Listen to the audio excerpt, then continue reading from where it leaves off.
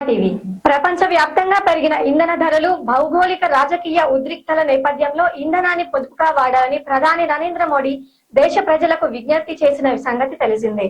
Petrol, diesel వాడకాన్ని తగ్గించాలని ఆయన మరీ కోరారు. ఇంధనాన్ని పొదుపు చేసే చర్యల్లో భాగంగా ఆయన పలు సూచనలు చేశారు. ప్రపంచవ్యాప్తంగా పెరిగిన ఇంధన ధరలు, భౌగోళిక రాజకీయ ఉద్రిక్తతల నేపథ్యంలో ఇంధనాన్ని పొదుపుగా వాడాలని ప్రధాని నరేంద్ర మోదీ దేశ ప్రజలకు విజ్ఞప్తి చేసిన సంగతి తెలిసిందే.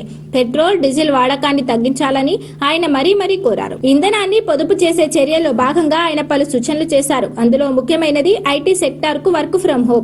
దీంతో త్వరలోనే ఐటీ కంపెనీలు తమ ఉద్యోగులకు వర్క్ ఫ్రం హోం ఆప్షన్ ఇస్తాయని అంతా అనుకుంటున్నారు.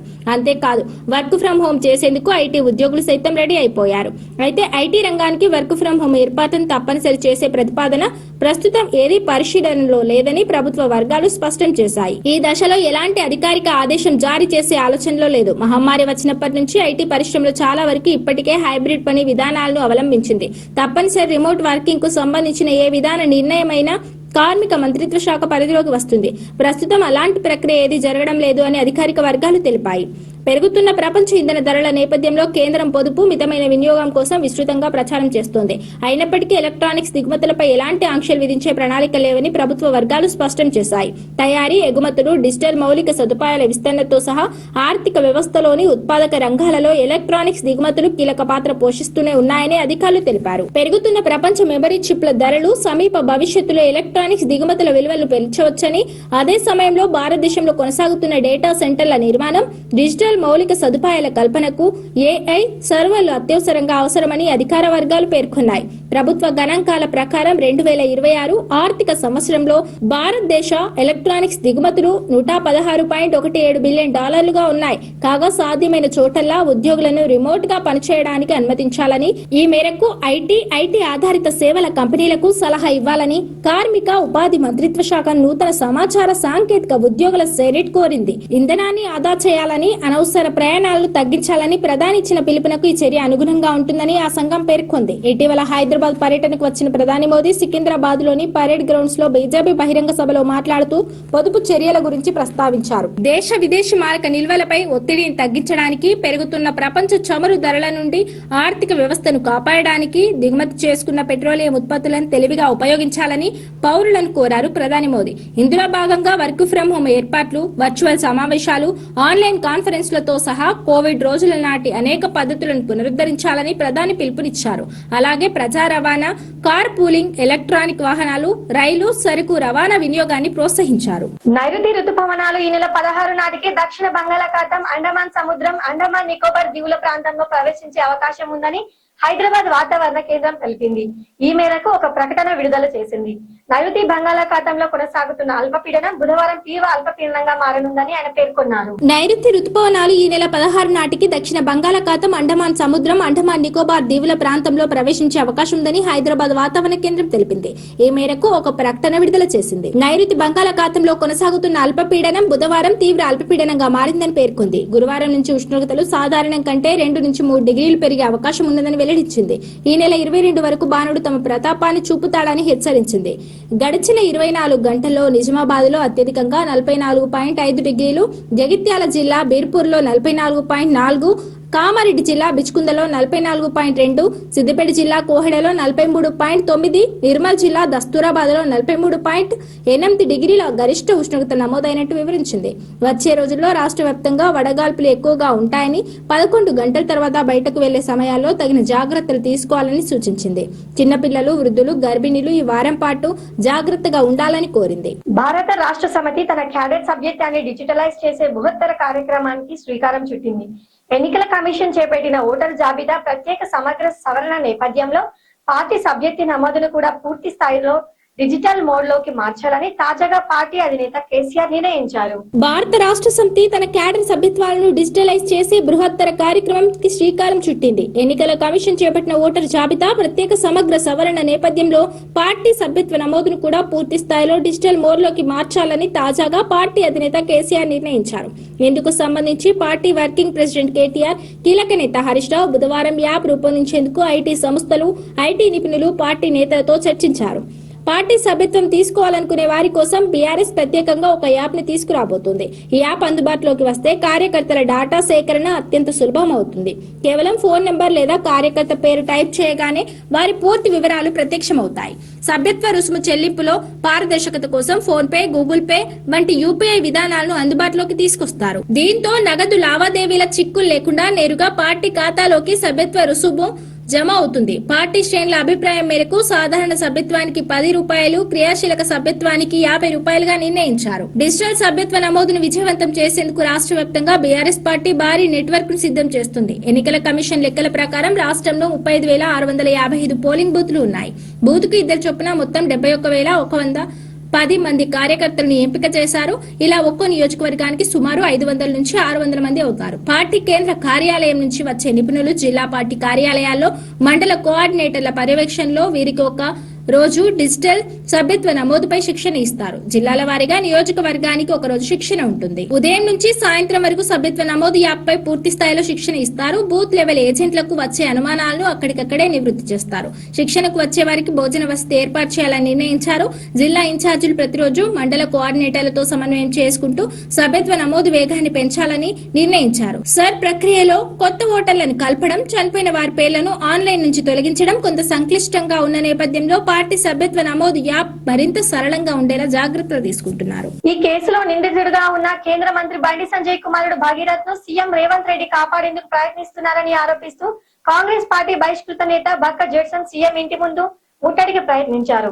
ఈ కేసు నుంచి తప్పించేందుకు భగీరథ్ ను సీఎం తన ఇంట్లోనే దాచిపెట్టారంటూ అనుమానం వ్యక్తం చేస్తున్నారు. పోక్సో కేసులో నిందితునిగా ఉన్న కేంద్ర మంత్రి బండి సంజయ్ కుమారుడు భగీరథ్ ను సీఎం రేవంత్ రెడ్డి కాపాడేందుకు ప్రయత్నిస్తున్నారని ఆరోపిస్తూ కాంగ్రెస్ పార్టీ బహిష్కృత నేత బక్క జెడ్సన్ సీఎం ఇంటి ముట్టడికి ప్రయత్నించారు.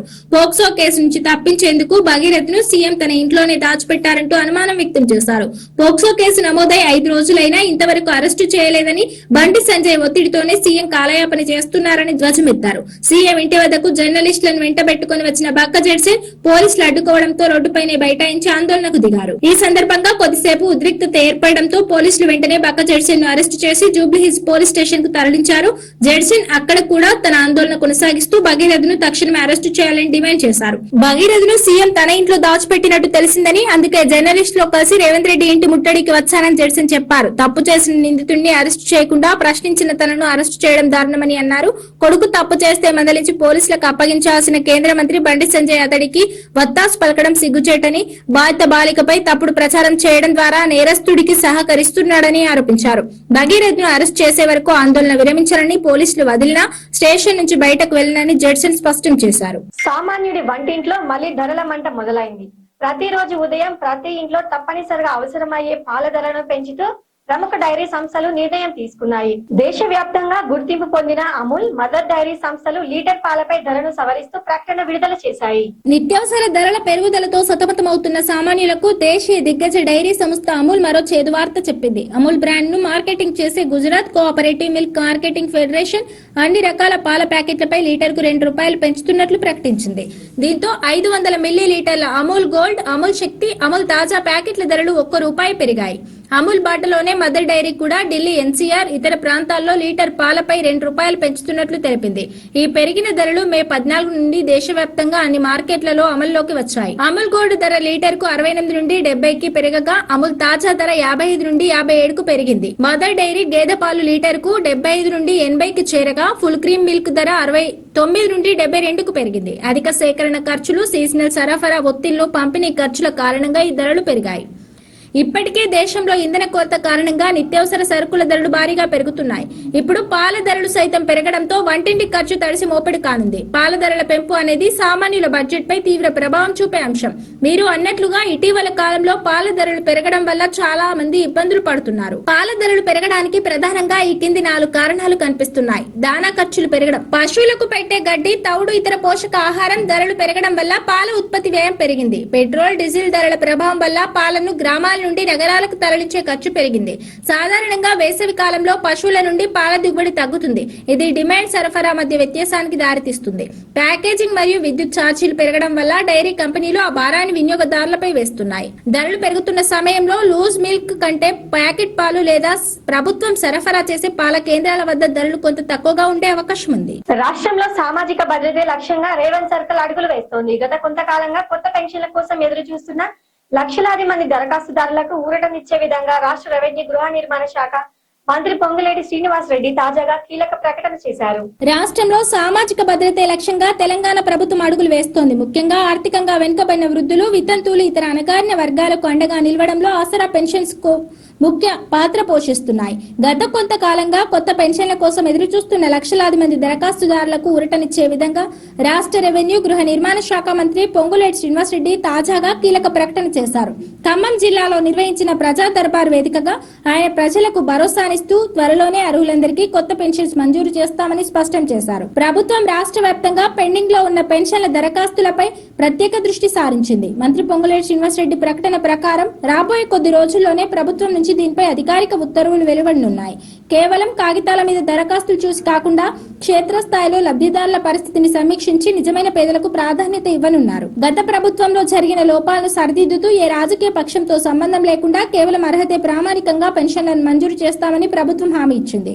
మొదటి విడతలో వయోవృద్ధులకు, వితంతువులకు పెద్దపీట వేయనున్నారు.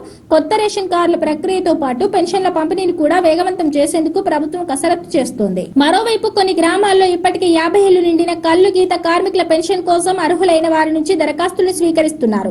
ఆసరా పెన్షన్లలో భాగంగానే వీటిని కూడా అందించనున్నారు.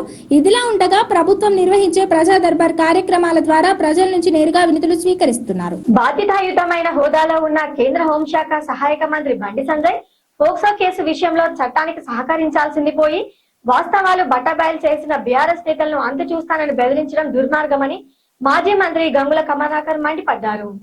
బండి సంజయ్ గారిని మేము బీఆర్ఎస్ పార్టీ పక్షాన సూటిగా ఒకటి అడుగుతున్నాం. అందులో భాగంగా కొంతమంది దీని కులానికి చెందిన వ్యక్తిగా కులాల ప్రతిపాదన తీసుకొచ్చారు. సో మేము కూడా క్లియర్ చెప్తున్నాం, ఇది కులాలకు సంబంధించిన ఇష్యూ కాదు, ఇది law and order issue. So కాబట్టి ఈ యొక్క అంశాన్ని కులానికి ప్రతిపాదించకూడదని చెప్పేసి ముందుగా మేము చెప్తూ, రెండో అంశం, బండి సంజయ్ గారు ఒక బాధ్యత గల హోమ్ మినిస్టర్ స్థాయిలో ఉన్నారు. మీరు చట్టాన్ని, ప్రజాస్వామ్యాన్ని కాపాడాల్సిన బాధ్యత మీ మీద ఉంటుంది. సో ఈ కేసుకు పూర్తిగా సహకరించి నిన్న మీరు ఇచ్చిన స్టేట్మెంట్ కరీంనగర్ లో నా కొడుకైనా పర్లేదు ఎవరైనా కానీ తప్పు చేసి శిక్షిస్తున్నారు, దాన్ని సాగసిస్తూ ఇప్పటికైనా చట్టానికి మీరు సహకరించమని కోరుతూ నిన్న కూడా ఒక వ్యాఖ్యలు చేశారు. ఇందులో ఎవరెవరైతే కుట్ర పన్నారో వారందరూ కూడా అంతు చూస్తా అని ఒక బెదిరింపు ధోరణిలో మీరు చెప్పడం అనేది దాన్ని పూర్తిగా ఖండిస్తున్నాము. ఇలాంటి మానుకోండి. ఎవరిని బెదిరిస్తుండ్రు, ఎవరంతు చూస్తారు? ఆ బాధితురాలను అంతం చేస్తారా?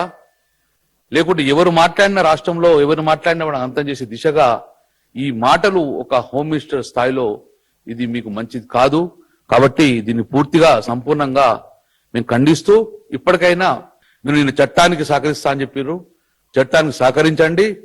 ఎవరు దోషినాడు వారికి శిక్ష పడే చేస్తాను. కాబట్టి డెఫినెట్ గా పోలీసుకు చట్టానికి సంపూర్ణంగా మీరు సహకరించాలని చెప్పేసి మా ఎంపీగా, మా రాష్ట్రం యొక్క కేంద్ర మంత్రిగా మీ అందరు కూడా చెప్పడం జరుగుతుంది. ఇప్పటికైనా బీజేపీ పార్టీ పక్షాన కానీ ఇంకెవరైనా కానీ ఇది ఏదో పార్టీలకు సంబంధించిన అంశమని, బీఆర్ఎస్ పార్టీ ఒకటే మమ్మల్ని ఇబ్బంది పెడుతున్న దోషి కాదు, ఇది ప్రజా సమస్య. తెలంగాణ ప్రజలందరూ కోరుకొని గొంతెత్తి మాట్లాడిన అంశాన్ని బీఆర్ఎస్ పార్టీ ముందుకు తీసుకెళ్లింది. ఏ పార్టీ తీసుకెళ్తా ఎవరు మాట్లాడతాం అట్లే కాదు.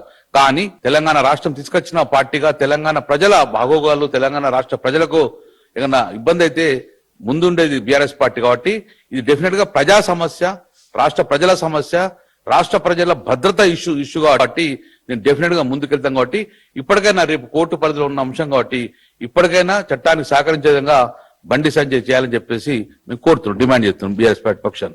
ఇది ఇవాల్టి బులెటిన్. మరో బులెటిన్ లో మళ్ళీ కలుద్దాం. Stay on khoa TV.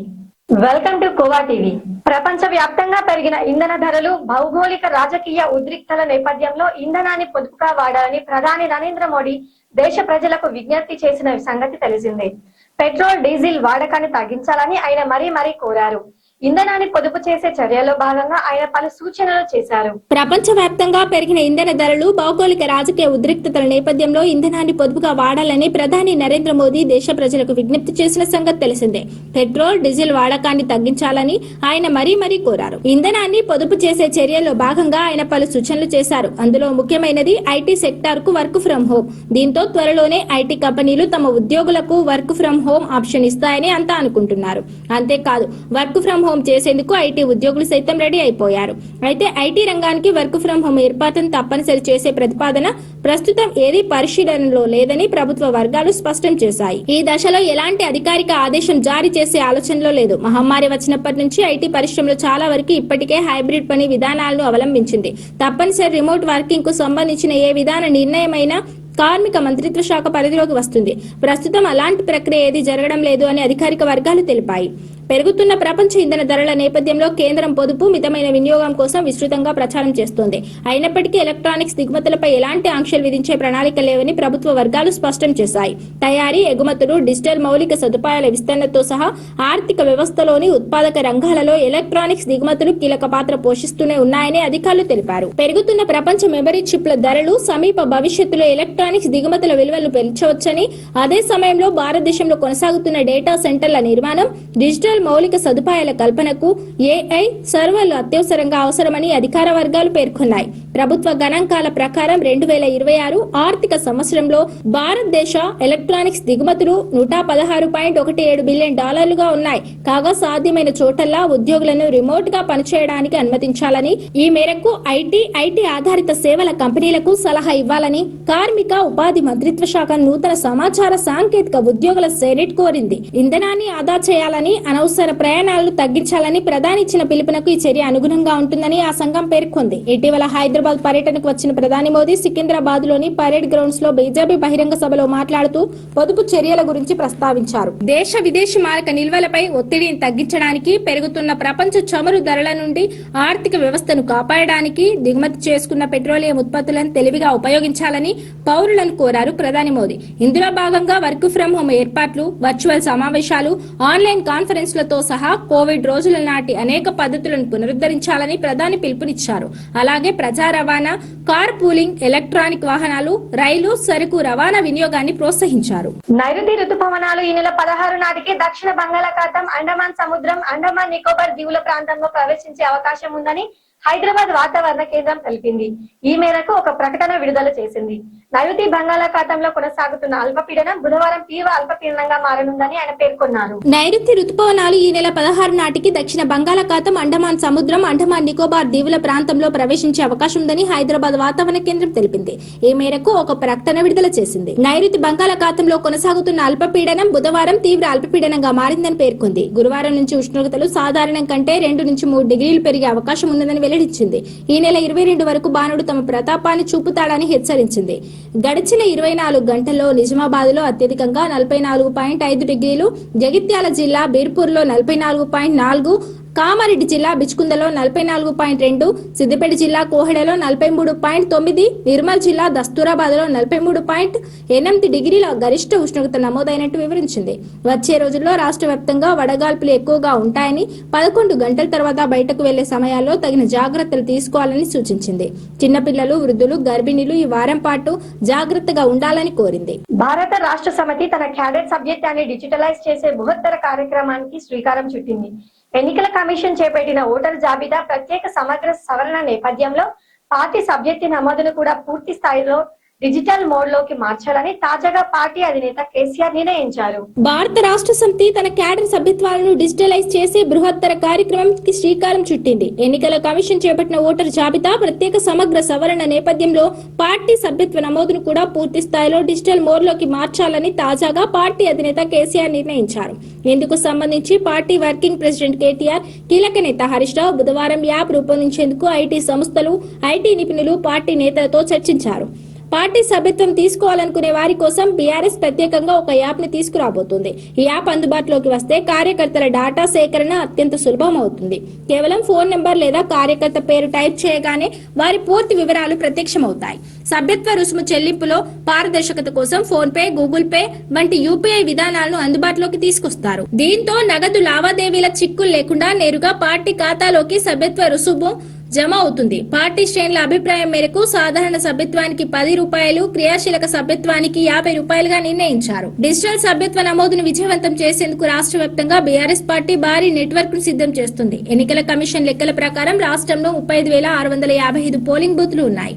Booth కు 2 చొప్పున మొత్తం 71,110 మంది కార్యకర్తలను ఎంపిక చేశారు. ఇలా ఒక్కో నియోజకవర్గానికి సుమారు 500 నుంచి 600 మంది అవుతారు. పార్టీ కేంద్ర కార్యాలయం నుంచి వచ్చే నిపుణులు జిల్లా పార్టీ కార్యాలయాల్లో మండల కోఆర్డినేటర్ల పర్యవేక్షణలో వీరికి ఒక రోజు డిజిటల్ సభ్యత్వ నమోదుపై శిక్షణ ఇస్తారు. జిల్లాల వారీగా నియోజకవర్గానికి ఒక రోజు శిక్షణ ఉంటుంది. ఉదయం నుంచి సాయంత్రం వరకు సభ్యత్వ నమోదు యాప్ పై పూర్తి స్థాయిలో శిక్షణ ఇస్తారు. బూత్ లెవెల్ ఏజెంట్లకు వచ్చే అనుమానాలను అక్కడికక్కడే నివృత్తి చేస్తారు. శిక్షణకు వచ్చే వారికి భోజన వసతి ఏర్పాటు చేయాలని నిర్ణయించారు. జిల్లా ఇన్ఛార్జీలు ప్రతిరోజు మండల కోఆర్డినేటర్లతో సమన్వయం చేసుకుంటూ సభ్యత్వ నమోదు వేగాన్ని పెంచాలని నిర్ణయించారు. సర్ ప్రక్రియలో కొత్త ఓటర్లను కలపడం, చనిపోయిన వారి పేర్లను ఆన్లైన్ నుంచి తొలగించడం కొంత సంక్లిష్టంగా ఉన్న నేపథ్యంలో పార్టీ సభ్యత్వ నమోదు యాప్ మరింత సరళంగా ఉండేలా జాగ్రత్తలు తీసుకుంటున్నారు. ఈ కేసులో నిందితుడిగా ఉన్న కేంద్ర మంత్రి బండి సంజయ్ కుమారుడు భగీరథ్ ను సీఎం రేవంత్ రెడ్డి కాపాడేందుకు ప్రయత్నిస్తున్నారని ఆరోపిస్తూ కాంగ్రెస్ పార్టీ బహిష్కృత నేత బక్క జెడ్సన్ సీఎం ఇంటి ముందు ముట్టడికి ప్రయత్నించారు. ఈ కేసు నుంచి తప్పించేందుకు భగీరథ్ ను సీఎం తన ఇంట్లోనే దాచిపెట్టారంటూ అనుమానం వ్యక్తం చేస్తున్నారు. పోక్సో కేసులో నిందితునిగా ఉన్న కేంద్ర మంత్రి బండి సంజయ్ కుమారుడు భగీరథ్ ను సీఎం రేవంత్ రెడ్డి కాపాడేందుకు ప్రయత్నిస్తున్నారని ఆరోపిస్తూ కాంగ్రెస్ పార్టీ బహిష్కృత నేత బక్క జెడ్సన్ సీఎం ఇంటి ముట్టడికి ప్రయత్నించారు. పోక్సో కేసు నుంచి తప్పించేందుకు భగీరథ్ ను సీఎం తన ఇంట్లోనే దాచిపెట్టారంటూ అనుమానం వ్యక్తం చేశారు. పోక్సో కేసు నమోదై 5 రోజులైనా ఇంతవరకు అరెస్టు చేయలేదని, బండి సంజయ్ ఒత్తిడితోనే సీఎం కాలయాపన చేస్తున్నారని ధ్వజమెత్తారు. సీఎం ఇంటి వద్దకు జర్నలిస్టులను వెంటబెట్టుకుని వచ్చిన బక్క జెడ్సన్ పోలీసులు అడ్డుకోవడంతో రోడ్డుపైనే బైఠాయించి ఆందోళనకు దిగారు. ఈ సందర్భంగా కొద్దిసేపు ఉద్రిక్తత ఏర్పడడంతో పోలీసులు వెంటనే బక్క జెడ్సన్ ను అరెస్టు చేసి జూబ్లీహిల్స్ పోలీస్ స్టేషన్ కు తరలించారు.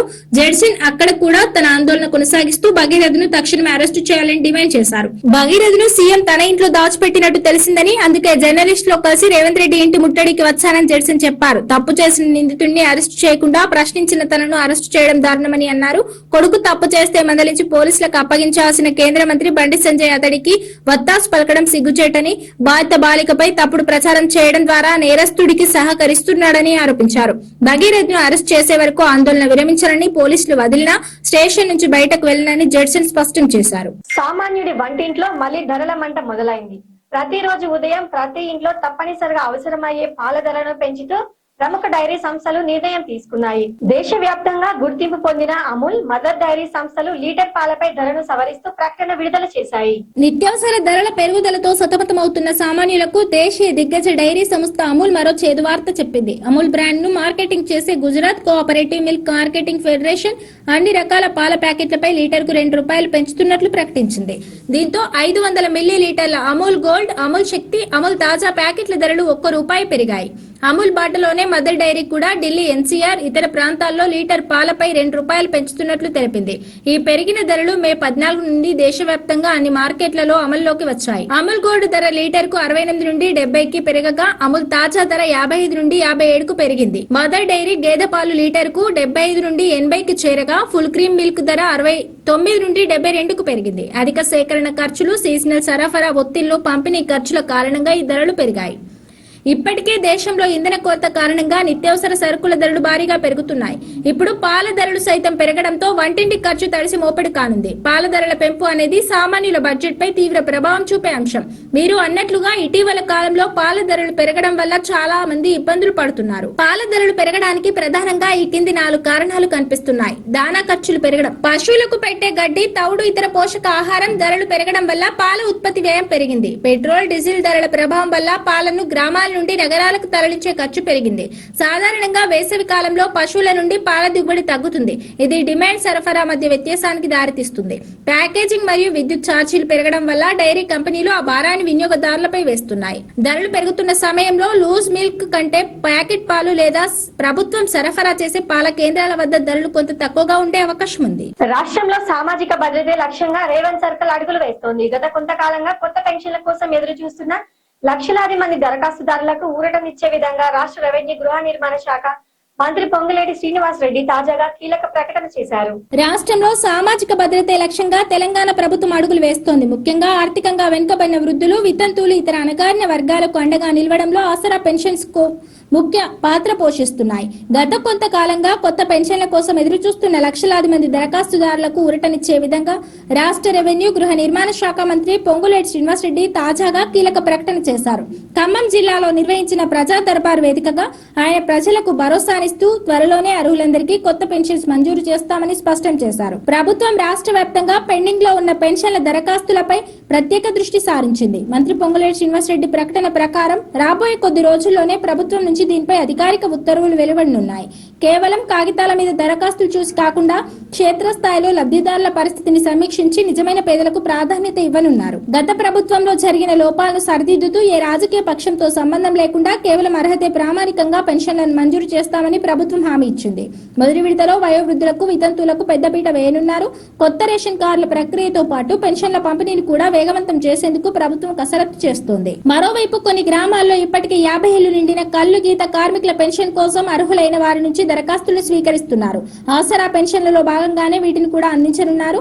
ఇదిలా ఉండగా ప్రభుత్వం నిర్వహించే ప్రజా దర్బార్ కార్యక్రమాల ద్వారా ప్రజల నుంచి నేరుగా వినతులు స్వీకరిస్తున్నారు. బాధ్యతాయుతమైన హోదాలో ఉన్న కేంద్ర హోంశాఖ సహాయక మంత్రి బండి సంజయ్ పోక్సో కేసు విషయంలో చట్టానికి సహకరించాల్సింది పోయి వాస్తవాలు బట్టబయలు చేసిన బీఆర్ఎస్ నేతలను అంతు చూస్తానని బెదిరించడం దుర్మార్గమని మాజీ మంత్రి గంగుల కమలాకర్ మండిపడ్డారు.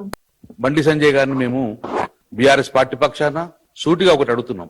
అందులో భాగంగా కొంతమంది దీని కులానికి చెందిన వ్యక్తిగా కులాల ప్రతిపాదన తీసుకొచ్చారు. సో మేము కూడా క్లియర్ చెప్తున్నాం, ఇది కులాలకు సంబంధించిన ఇష్యూ కాదు, ఇది law and order issue. So కాబట్టి ఈ యొక్క అంశాన్ని కులానికి ప్రతిపాదించకూడదని చెప్పేసి ముందుగా మేము చెప్తూ, రెండో అంశం, బండి సంజయ్ గారు ఒక బాధ్యత గల హోమ్ మినిస్టర్ స్థాయిలో ఉన్నారు. మీరు చట్టాన్ని, ప్రజాస్వామ్యాన్ని కాపాడాల్సిన బాధ్యత మీ మీద ఉంటుంది. సో ఈ కేసుకు పూర్తిగా సహకరించి నిన్న మీరు ఇచ్చిన స్టేట్మెంట్ కరీంనగర్ లో నా కొడుకైనా పర్లేదు ఎవరైనా కానీ తప్పు చేసి శిక్షిస్తున్నారు, దాన్ని సాగసిస్తూ ఇప్పటికైనా చట్టానికి మీరు సహకరించమని కోరుతూ నిన్న కూడా ఒక వ్యాఖ్యలు చేశారు. ఇందులో ఎవరెవరైతే కుట్ర పన్నారో వారందరూ కూడా అంతు చూస్తా అని ఒక బెదిరింపు ధోరణిలో మీరు చెప్పడం అనేది దాన్ని పూర్తిగా ఖండిస్తున్నాము. ఇలాంటి మానుకోండి. ఎవరిని బెదిరిస్తుండ్రు, ఎవరంతు చూస్తారు? ఆ బాధితురాలను అంతం చేస్తారా? లేకుంటే ఎవరు మాట్లాడిన రాష్ట్రంలో ఎవరు మాట్లాడినా కూడా అంతం చేసే దిశగా ఈ మాటలు ఒక హోమ్ మినిస్టర్ స్థాయిలో ఇది మీకు మంచిది కాదు. కాబట్టి దీన్ని పూర్తిగా సంపూర్ణంగా మేము ఖండిస్తూ ఇప్పటికైనా మీరు నేను చట్టానికి సహకరిస్తా అని చెప్పారు, చట్టానికి సహకరించండి. ఎవరు దోషాడు వారికి శిక్ష పడే చేస్తాను. కాబట్టి డెఫినెట్ గా పోలీసుకు చట్టానికి సంపూర్ణంగా మీరు సహకరించాలని చెప్పేసి మా ఎంపీగా, మా రాష్ట్రం యొక్క కేంద్ర మంత్రిగా మీ అందరు కూడా చెప్పడం జరుగుతుంది. ఇప్పటికైనా బీజేపీ పార్టీ పక్షాన కానీ ఇంకెవరైనా కానీ ఇది ఏదో పార్టీలకు సంబంధించిన అంశమని బీఆర్ఎస్ పార్టీ ఒకటే మమ్మల్ని ఇబ్బంది పెడుతున్న దోషి కాదు. ఇది ప్రజా సమస్య. తెలంగాణ ప్రజలందరూ కోరుకొని గొంతెత్తి మాట్లాడిన అంశాన్ని బీఆర్ఎస్ పార్టీ ముందుకు తీసుకెళ్లింది. ఏ పార్టీ తీసుకెళ్తా ఎవరు మాట్లాడతాం ఎట్లే కాదు. కానీ తెలంగాణ రాష్ట్రం తీసుకొచ్చిన పార్టీగా తెలంగాణ ప్రజల భాగోగాలు, తెలంగాణ రాష్ట్ర ప్రజలకు ఏదైనా ఇబ్బంది అయితే ముందుండేది బీఆర్ఎస్ పార్టీ. కాబట్టి ఇది డెఫినెట్ గా ప్రజా సమస్య, రాష్ట్ర ప్రజల సమస్య, రాష్ట్ర ప్రజల భద్రత ఇష్యూ కాబట్టి నేను డెఫినెట్ గా ముందుకెళ్తాను. కాబట్టి ఇప్పటికైనా రేపు కోర్టు పరిధిలో ఉన్న అంశం కాబట్టి ఇప్పటికైనా చట్టానికి సహకరించే విధంగా బండి సంజయ్ చేయాలని చెప్పేసి మేము కోరుతున్నాం, డిమాండ్ చేస్తున్నాం బీఆర్ఎస్ పార్టీ పక్షాన. ఇది ఇవాల్టి బులెటిన్. మరో బులెటిన్ లో మళ్ళీ కలుద్దాం. Stay on khoa TV.